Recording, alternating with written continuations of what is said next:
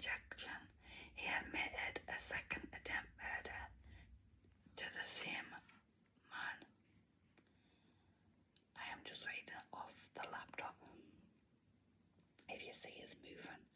Thomas Kwan, 54, was previously jailed more than 31 years ago was jailed for 31 years after admitting injection Patrick O'Hara with a poison at the victim's home in Newcastle.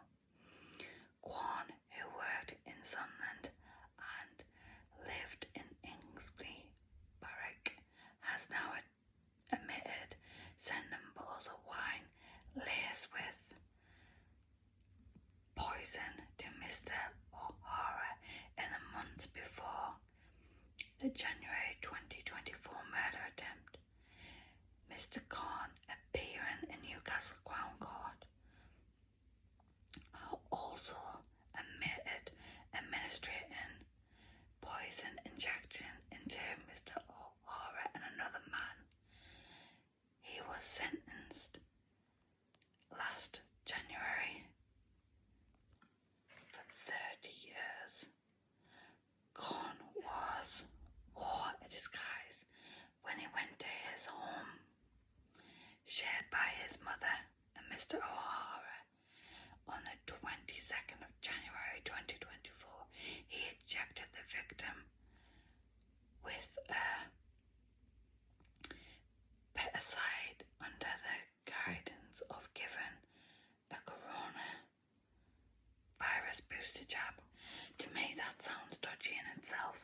I know he was a GP, but to be going to somebody's home to be doing these jabs, that would be a red flag there and then, but I'm guessing they trusted him. So it was a disguise that he was giving him the coronavirus booster jab the court had previously heard.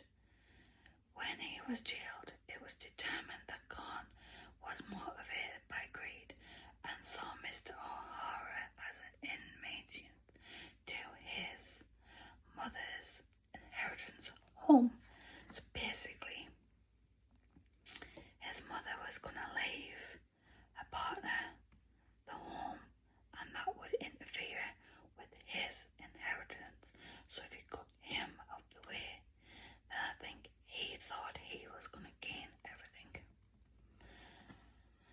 At his latest court case, Kwan, who was paid via video linked from HMP Frankland, that's in Durham, spoke only to admit his charges. The court heard on between the 15th of September 2022 and the 21st of January, so there's a lot of time span. 2024, Kwan spent between 18 and 21 packages to Mr. O'Hara containing bottles of wine from the company, the Northern Wines Drink and Taste Gentlemen's Club. But I wonder how his mother wasn't going to drink it. Maybe she wasn't a drinker. It doesn't say. I couldn't find anything. And then it goes on to say these bottles were laced with a toxic substance.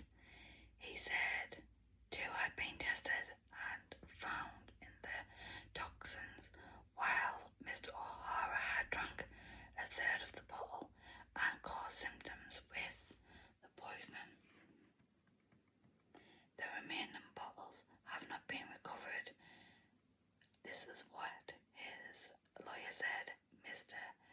McBath. He also goes on to say the origins of the package was deliberately disguised and hidden. There could have been no legitimate reason for Kwan to send the parcels, but obviously Mr. O'Hara decided to drink them.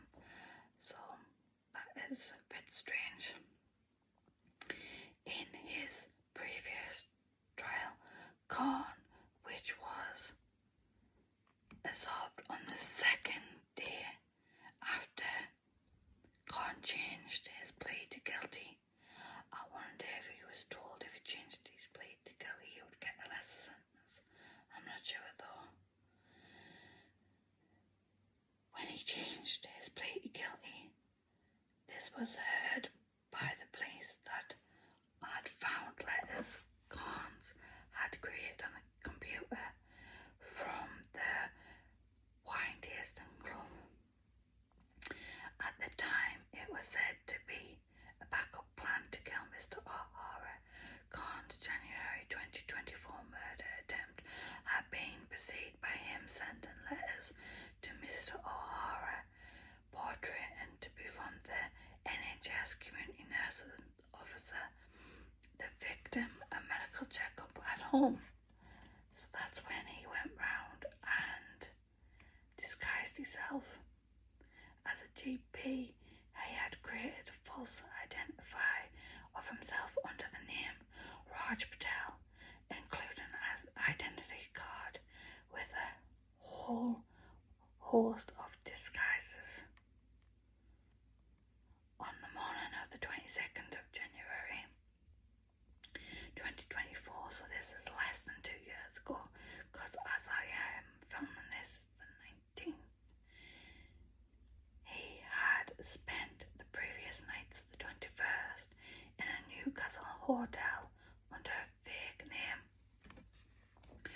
Kwan wore a cap, a face mask, dark glasses, and spoke in a fake accent when he went to Mr. O'Hara's home after a 40-minute long medical examination where he injected him, pretending it was the coronavirus jab. Mr. O'Hara immediately felt excruciating pain, which Kwan claimed it was just allergic reaction. Before making a hasty exit, the victim ended up spending 5 weeks in Newcastle's RVI, which stands for Royal Victoria Infirmary, after the toxin poisoned led to fatals and the flesh-eating disease